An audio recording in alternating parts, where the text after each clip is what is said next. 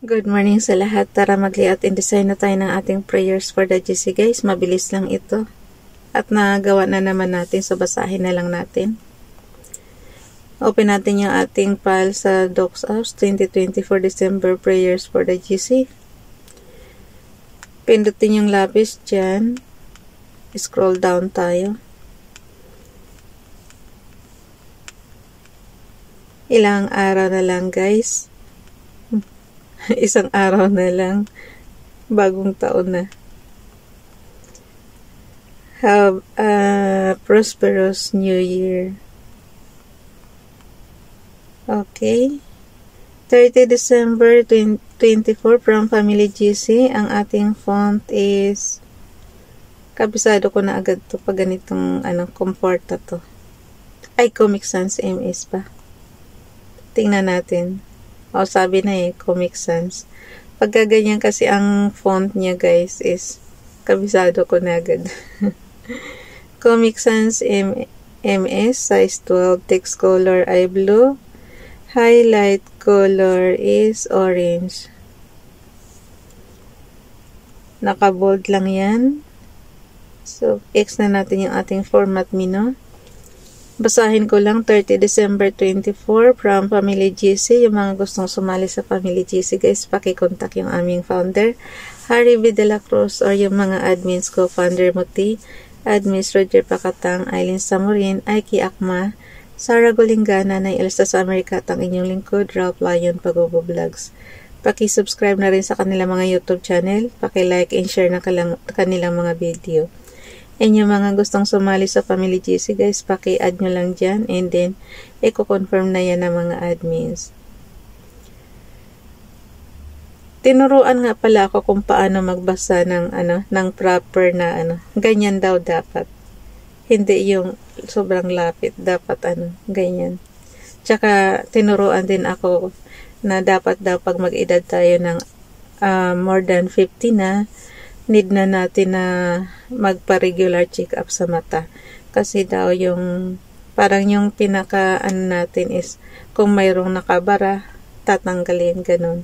So, maybe pag nandoon na ako sa Pilipinas, pag nag-relax na tayo, is may time na siguro akong pumunta sa ophthalmologist. Yung sa mata ba guys, sa doktor ng mata. Para siguro kung kailangan linisin ang mata natin na para tanggalin yung nakabara. Ganon. Inano lang ngayon kasi nagpagawa ako ng salamin ko. Parang regalo ko sa sarili ko. Diba? Sabi ko nga sa inyo, na masyado yung salamin ko. Minsan kahit na nagbabasa ko, namamali pa rin ang basa. Kasi nga sa salamin ko medyo, ewan ko, 6 months, almost 1 year lang yung salamin ko, hindi na uubra sa akin. So, nagpagawa ulit ako. Ito, luma na to pero itong salamin ko na yan, yung luma yan, pinagtitisan ko lang hanggat hindi pa dumarating yung bago. So, pipick upin ko pa lang siya. Ang prayer natin ngayon is kay Princess Diane Channel. Isa lang yung prayer natin. Kasi sobrang haba nito. Tingnan mo naman. Oh. Mahaba yan. Dagdagan nyo na lang ng sarili nyong prayers guys para iba pa rin yung kayo yung humihiling kay Father God. So dito na tayo kay Princess Diane Channel. Paki-subscribe guys. Paki-subscribe sa kanyang YouTube channel. Lord, help me to hear you saying, I am your hope over all the other voices. Lord, your word says, you are the hope for hopeless. So I'm running to you with both hands, stretched out and grabbing on to you. Fill me up with hope and give me a tangible reminder today that hope is an unbreakable spiritual lifeline. God, you know those things in my heart that I barely dare to hope for. Today I give them to you, I trust them to you, and ask that you because I know that you can do more than I could ever guess, imagine, or request in wildest dreams. God, you are my hope, and I trust you. Amen. Dalhin na natin yan sa ating pagka-screenshots guys. Dalhin na natin yan sa ating gallery. Nasa gallery na yan, and then ika-crop lang yan, and then dalhin na natin sa ating slides apps. Katumbas itong slides apps doon sa computer natin na Microsoft Office PowerPoint.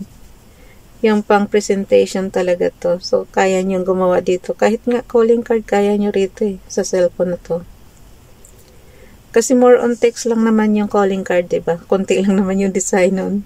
Telephone lang ang graphics doon So, kaya nyo gumawa kahit sa cellphone lang. Tapos, i-print out nyo na lang. Edit slide tayo. Basahin natin yung ating prayer. Last year ito.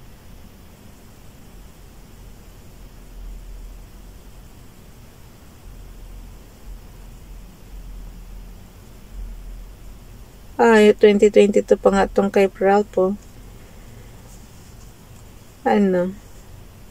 Year 2022. Yung i-repost prayers natin. Numbers chapter 13 verse 1 to 3. And the Lord spake unto Moses, saying, Send thou men, that they may search the land of Canaan, which I give unto the children of Israel. Of every tribe of their fathers shall she send a man, every one a ruler among them. And Moses, by the commandment of the Lord, sent them from the wilderness of Paran. All those men were heads of the children of Israel. Bible King James Bible.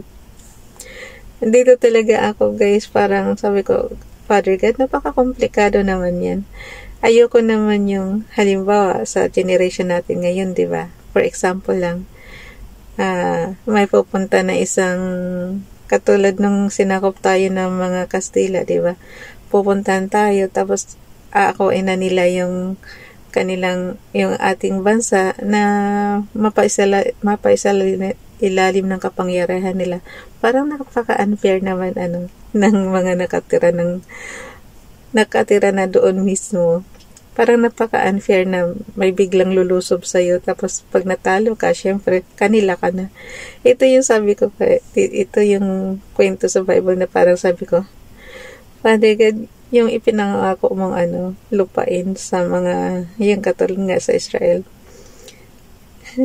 Huwag lang ka kung mabasa yan ng mga sinauna talagang yung bang nakasulat ba sa Bible na kinuha nila yung Kanaan.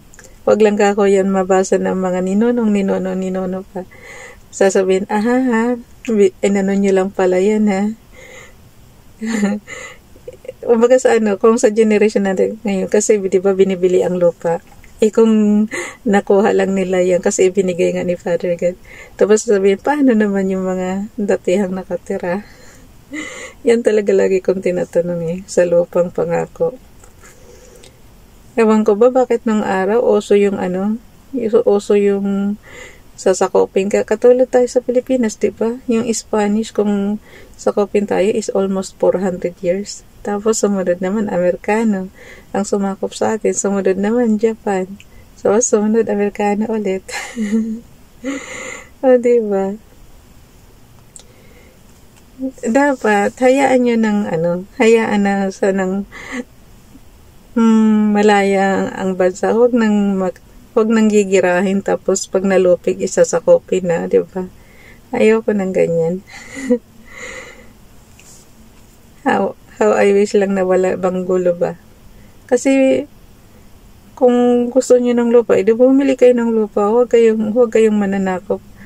Parang squatting na kasi, parang nang-i-squat na kasi ng mga yan Katulad, halimbawa, may lupa ka, tapos biglang may titira sa lupain mo.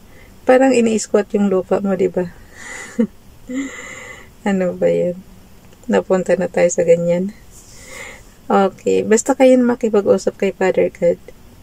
Ako, ang gusto ko lang talaga, healthy kayo, healthy parati. Tapos, yun nga, peace on earth. Walang gira-gira. Para umunlad na. Sabay-sabay ng umunlad. Okay, dito tayo kay FB Donalyn, Facebook Donalyn.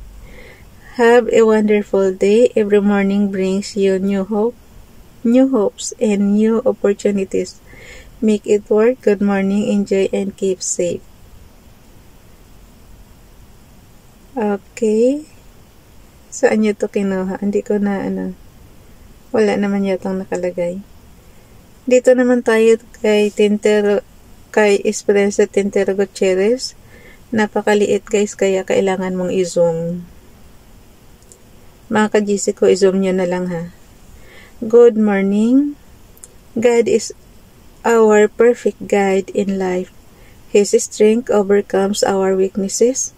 His grace fills our emptiness.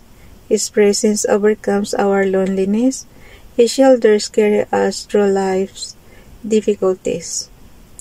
Walk with God every day and never underestimate the power of your prayers. God bless you. Sabi ko sa inyo guys very powerful ang prayers. Kaya nga sabi ko sa inyo, kayo na ang bahalang humiling kay Father God. Tapos i-claim nyo na siyempre. Be positive na lahat yung hinihiling nyo is makakamit nyo. Pero huwag naman kayong humiling ng imposible ha. Yung hindi nyo yung parang alam nyo namang hindi kaya ng, for example, ang income nyo is maliit lang. Tapos hihiling kayo ng car.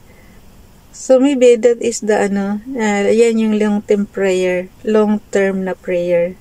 Kasi kung alam nyong maliit lang ang sahod nyo ngayon, tapos maghahangad kayo ng car, hindi yan syempre basta-basta maibibigay.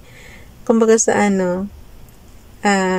right time, with the right time, tsaka yan ibigay ni Father God sa inyo. So, ibig sabihin, kung kaya na ng sahod nyo, tsaka nyo yan makakamtan syempre.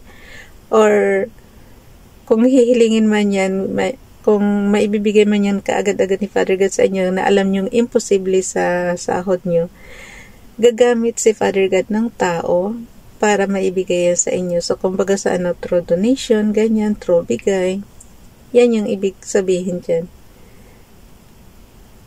Kaya nga sabi ko sa inyo, pag humiling kayo, dapat always positive na makiklaim nyo na kaagad. Ay ibibigay na kaagad ni Father God sa inyo. Okay. Tapos na naman ang oras natin. Dalhin na natin yan sa ating storage apps. Doon tayo sa sheets apps. Pang accounting purposes to. Pareho din to halos sa sa Microsoft Office Excel. Siyempre sa CP natin iba yung iba yung pangalan ng apps. Ay, anong gagawin ko? Tapos na oras ko na ikot lang siya. Ako na bahala niyan guys. Bye everyone. God bless.